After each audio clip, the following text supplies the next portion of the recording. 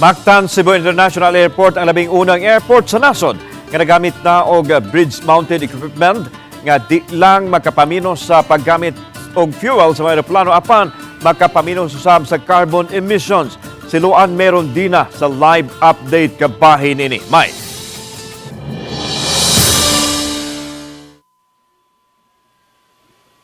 Yes, lan usa lang kini sa mga tinguha sa Mactan Cebu International Airport nga makatabang sa pagproteher sa kalikupan ug kay makapamenos usab kini sa paggamit sa fuel sa eroplano, gipanglantawan nga makahatag usab kini og maayong epekto sa plitihan sa eroplano.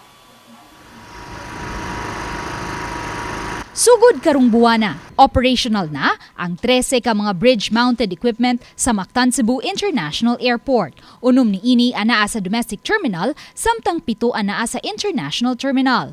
Busa, wala na'y makitang mga truck nga may dalang diesel generator nga mag-supply og power sa matag eroplano nga motugpa sa Mactan Cebu International Airport.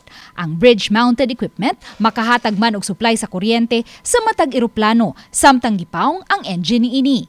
Matag tugpa sa usa ka eroplano, pagmuniini ang iyang makina. Apan kay gikinahanglan mang mag-andar gihapon ang suga og aircon sa eroplano, samtang nagpakanaog sa mga pasahero hangtod na sa paglimpyo sa eroplano ug sa pagkarga og mga supplies, ang bridge-mounted equipment ang muhatag og power supply sa eroplano.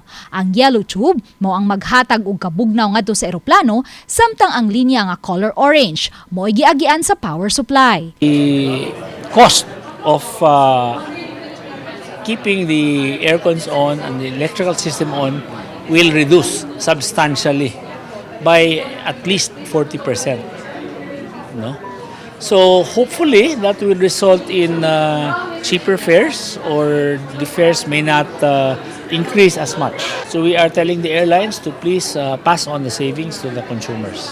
Matod ni Aldwin Yu, Deputy Operations Officer sa AGMCAC, nga tinguha nilang parehong makahatag og comfort sa parehong pasahero ug makatabang usab sa pagmenos sa carbon footprints. We are being accredited as Customer Experience Level 1, Level 2, and now we are also an ACA accredited Level 1. So there's a lot of things that we can also kind of extend to the public that, our aviation industry in the Philippines, right, is really up to that level. Migahin ang AGMCAC ug kapin sa 200 milyones pesos pagpalit sa maong ekipo. Walay opisyal sa AGMCAC atol sa press briefing ang nakahatag sa insaktong kantidad kung pila ang mabayaran sa airline company matagamit ni ini sa bridge-mounted equipment.